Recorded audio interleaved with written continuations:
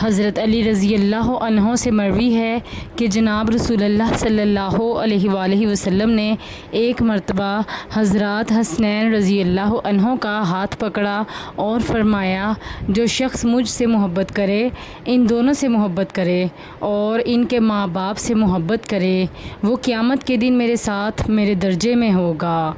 مسند احمد، حدیث نمبر 576۔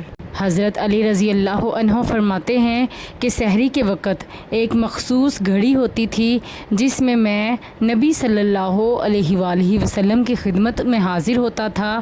اگر نبی صلی اللہ علیہ وآلہ وسلم اس وقت کھڑے ہو کر نماز پڑھ رہے ہوتے تو سبحان اللہ کہہ دیتے، یہ اس بات کی علامت ہوتی کہ مجھے اندر آنے کی اجازت ہے، اور اگر آپ صلی اللہ علیہ وآلہ وسلم اس وقت نماز نہ پڑھ رہے ہوتے تو یوں ہی اجازت دے دیتے اور سبحان اللہ کہنے کی ضرورت نہ رہتی۔